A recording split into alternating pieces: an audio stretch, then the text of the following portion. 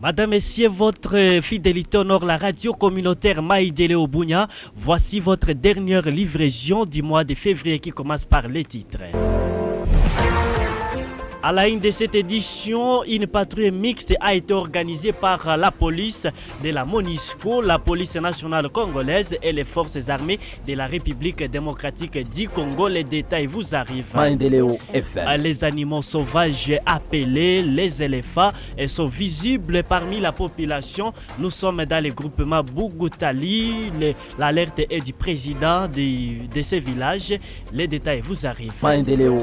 L'épreuve préliminaire est désormais connue de l'examen d'État édition 2025 pour les autodidactes qui se passera à la date du vendredi 7 mars 2025. C'est tout pour les titres, madame, messieurs. Je vous retrouve au détail.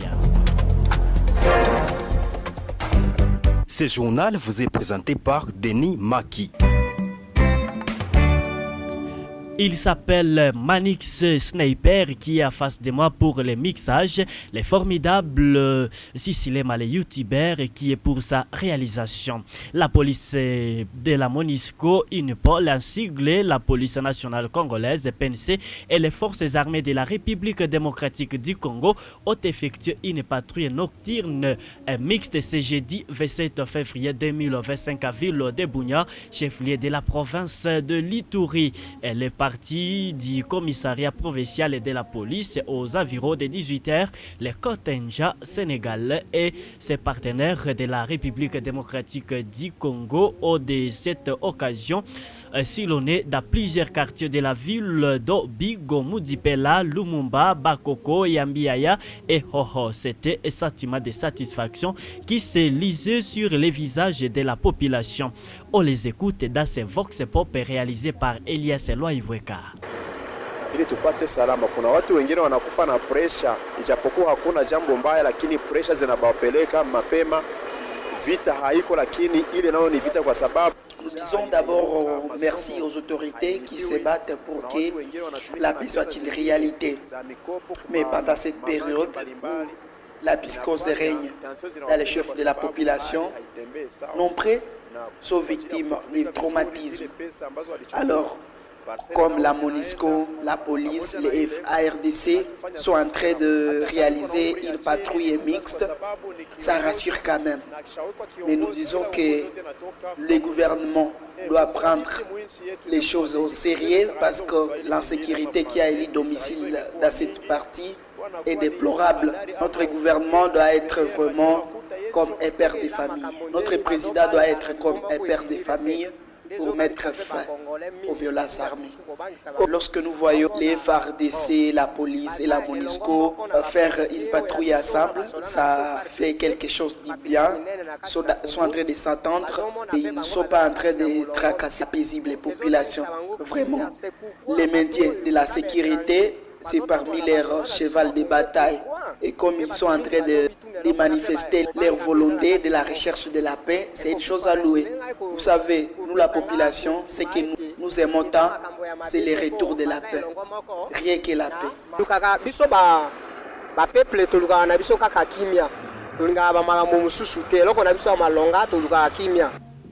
La non-maintenance de la route nationale numéro 44 Mambasa-Make qui est par la société Gerison impacte négativement sur la vie des usagers qui fréquentent cette route.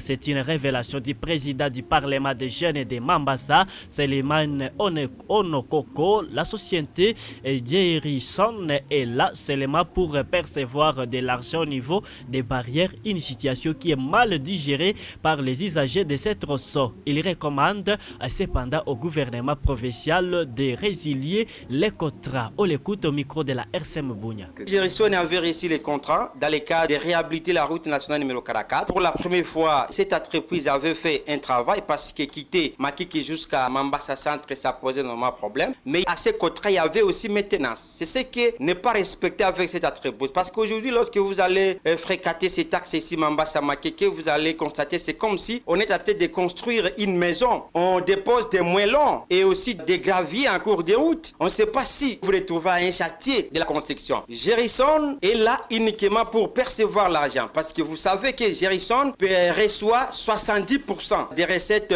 journalières de la route nationale numéro 44 aux mains des responsables de la DG au pays à des différentes barrières. On ne sait pas les travail, les rôles de cet argent. Et pire encore, Gerson est ici à Mambasa n'a même pas un bureau. C'est pour cette raison nous disons à Gerson, nous leur donnons 20 jours. Si Gerson n'arrivera pas à bien réhabiliter la route nationale numéro 44 comme ça a été mentionné dans les contrats avec le gouvernement, nous allons demander au gouverneur de la province de l'Itour de lieutenant général Luboya Kachama de résilier les contrats avec Gerson, d'attribuer cette route à Good News Afrique.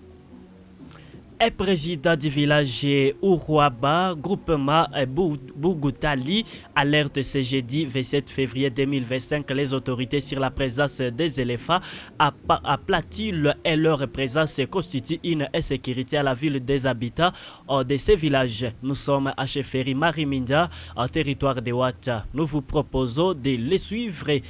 Lui qui appelle alors les autorités de leur venir au secours car ces grands animaux dévastent tout ce qu'ils trouvent sur leur passage. Le président est ici au micro de votre radio. Makambo na banyama oyo banzo toyebite soki phénomène anezo o modèle nini banyama baza solo na village Uruaba pe na reo tozokata nango bilanga katikati na groupement Bogutali na carrière ya meyo banyama baye bafandi wana pe banyama na baza ebele pe bazo continuer kobota masiko pona biso ba paisible population ekomi problème pona makambo na bilanga po banyama na bazo sioner kaka kati na bato pe bazo banga bato te bozo pesa biso ko banga po lobby banyama na banda kosala accident biloko tozobokola nango bana pe totangisa bana ezande bilanga siko toyebi te soki bakonzi makanisi na bango likona banyama na eza nini vraiment soki moye ezalaki bameka koyana au secours pe bapesa na biso makanisi nini ekokaki po baluka kodeloger banyama babima katikati na bato vraiment eza matata banyama na baza plus de 20 penza o baza a forme pe toyebi te soki basi bazila kati yango kombe bo ndenge banyama baza libre bo toyebi te soki ekosukela biso boni po ese komi risque banyama bazobima ti esika bato bazofanda nango na bilanga kotambola kolia bakasa na bapondu bamatungulu baloni na mboka boye vraiment eza matata.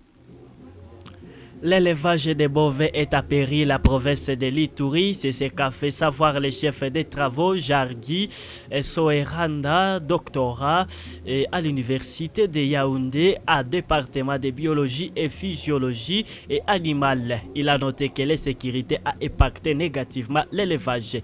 Il est dans cet élément choisi par votre radio. Il y a plusieurs problèmes maintenant que l'élevage est en train de traverser. Parmi les tout premiers problèmes, c'est notamment l'insécurité. Les éleveurs ne savent à quel sens se vouer. Ils sont obligés de déplacer leurs bêtes vers les hauts toilets là-bas. Là où à l'époque il n'y avait pas d'animaux, il n'y avait pas de bêtes, maintenant ils ne peuvent plus rester avec leurs animaux, leurs bêtes dans des fermes parce qu'il y a l'insécurité. Tantôt les hommes armés ou les miliciens ils viennent, ils pillent ça et automatiquement ils partent avec ça. Et quelqu'un à se sentant en insécurité, il est obligé de déplacer ses bêtes. Alors imaginez, lorsque les bêtes sont déplacées, automatiquement, le suivi sanitaire est également mis à péril parce qu'on ne sait pas comment on peut suivre ça du point de vue sanitaire, comment on peut suivre la production animale, comment on peut suivre la reproduction, comment on peut suivre tous ces animaux là-bas, toutes ces bêtes. Vraiment, il y a un sérieux problème d'insécurité qui perturbe un peu tout. Les bêtes sont pillées. Parfois, pour aller libérer les bêtes, ils sont obligés de payer quelque chose. Alors, avec ça, ils ne savent pas contrôler l'élevage, l'exploitation. Ils ne savent pas contrôler la technique d'élevage et d'exploitation. Ils sont obligés d'émigrer dans les ménages. Si vous essayez de suivre, le nombre d'effectifs, des têtes de bétail au niveau de Haut-Ouélé a augmenté par rapport à ce qui se passe en Ituri. Le nombre de bétail a ici baissé, a-t-il ajouté en indiquant que l'importation des bêtes s'est fait pour sauver la situation. Il revient à ce terme. Si vous allez à l'abattoir de Bunia, la majorité d'animaux qui sont abattus à la boucherie là-bas proviennent de l'extérieur. Tanzanie, Ouganda et consorts. Il y a peu qui proviennent d'ici, tout simplement parce qu'il n'y en a presque plus. Les peu qu'on devait en avoir sont vraiment soumises à des problèmes d'insécurité, à des problèmes de suivi sanitaire, à des problèmes. Donc ça ne marche pas avec les services de production et santé animale au niveau de l'Ituri. Par exemple, parmi ces trois, c'est à cause des manques de suivi, les maladies, je ne sais pas quoi, tu perdais une dizaine ou une vingtaine de têtes. Vous voyez qu'au lieu de gagner, plutôt tu es en train de perdre. Mais aussi le pâturage, on ne l'entretient pas. On se dit aujourd'hui, on va les amener où? Mais vous voyez que même les poids, les animaux en question n'augmentent pas le poids. Ça signifie que les rendements à l'abattage, ça ne va pas vous donner quelque chose, ça ne va pas vous donner un gain. Les femmes allaitantes doivent prendre les 3 groupes d'aliments quotidiennement, mais aussi d'éviter l'alcool pendant l'allaitement pour garantir la santé du sujet et de son bébé. Ce message est de Masika et Miringa Zisla, membre du service femmes et familles au sein de la communauté Sebeka, barre de la paroisse d'Aloya et Katine. Reportage Katou Vadimi depuis la région. Dans une interview avec nous ce jeudi, cette femme également nutritionniste de la localité Bassoa Lubena, un groupement Bassoa Madiwa territoire de Béni, indique que la santé d'une femme et son bébé doit dépendre d'une alimentation équilibrée. Pour garantir la santé de la femme allaitante, tout d'abord, la femme allaitante doit avoir une alimentation équilibrée, une alimentation saine et équilibrée. C'est-à-dire l'alimentation qui couvre les 3 sortes d'aliments. Parmi les 3 sortes d'aliments là, nous avons tout d'abord les aliments de construction. Les aliments de construction, nous avons les aliments énergétiques, nous avons aussi les aliments de protection. Alors la femme allaitante doit profiter pendant sa nutrition. Elle ne doit pas manger à utiliser ces 3 groupes-là d'aliments. Voyant plusieurs femmes allaitantes du milieu prendre de l'alcool et des plats épicés, notre source les déconseille, car selon elle, ces éléments sont nuisibles à la santé de la femme. Éviter surtout à prendre l'alcool, les tabacs et surtout les plats trop épicés, parce qu'il y a aujourd'hui ce qu'on appelle les épices. Alors les femmes allaitantes pensent que c'est alors l'amélioration du plat de cuisine, mais plutôt ça abîme les laits maternels. Donc il doit éviter les épices, par exemple les ronja, les kibes. Et les gens pensent que alors c'est les plats deviennent délicieux, donc ils se trompent. Il doit éviter les épices là pendant l'allaitement. Il s'est de rappeler que les aliments de construction comprennent la viande, les poissons, les œufs, les laits et d'autres. Pour ces énergétiques, la canne à sucre, les fruits, les tubercules et bien d'autres. Quant à ces de protection, tout ce qui peut former les anticorps dans l'organisme. Depuis la RTBA Cantine, Mumbere Katu Vadjimi pour votre chaîne. RCM FM, ligne éditoriale, la promotion de la paix pour le développement. www.mandelaobunia.net. Radio communautaire Mandeleo, les top des médias, les informations en ligne. L'épreuve préliminaire de l'examen d'État édition 2025 se tiendra le vendredi 7 mars 2025. Cette date a été fixée conformément au calendrier scolaire 2024-2025, réaménagé le 11 décembre 2024. L'annonce a été faite par Jérôme Ouvonne Kandi, inspecteur principal adjoint de la province éducationnelle Ituri 3, lors d'une interview livrée à la presse. Cette épreuve concerne seulement les candidats autodidactes souhaitant obtenir leur admission aux examens d'État proprement dit. On l'écoute. L'épreuve préliminaire de l'examen d'État édition 2025 aura bel et bien lieu le vendredi 7 mars 2025 pour la province éducationnelle de l'Ituri 3. Le colis de cette épreuve est déjà transmis par le Centre national d'organisation et réceptionné à Mahagi, chef-lieu de la dite province éducationnelle, où fonctionnera l'unique centre d'examen prévu à cet effet. Ainsi, vous est-il vivement recommandé de faire dissiper toute tergiversation s'y rapportant auprès des candidats déjà inscrits ou additionnels pour être présents à Mahagi le 6 mars 2025 au plus tard pour les derniers renseignements à fournir dans ces cadres. Pour les gens qui n'ont pas encore pris leurs inscriptions, ils peuvent prendre leur inscription auprès des poules. Pour Mahagi 1 ici, il faut prendre à l'inspection poule secondaire de Mahagi 1. Pour Mahagi 2, la même chose, jusqu'à Mahagi 8. Mais l'essentiel est que Mesdames, Messieurs, certainement compris que c'est la fin de cette grande édition vespérale du mois de février 2025 qui a connu la présentation de Denis Makilone, la prise de souhait, la mise en onde de Tebi et Manix Petou, la réalisation de Cicilé Malé YouTuber.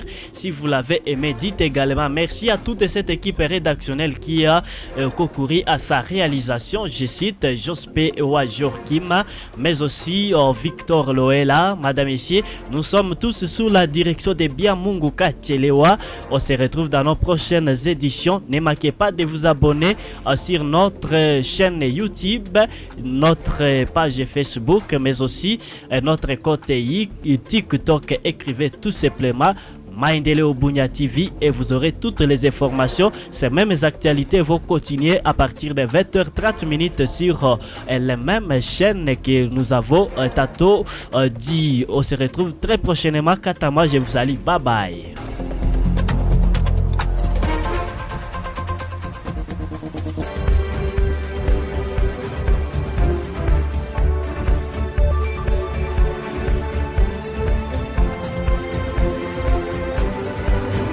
Regardons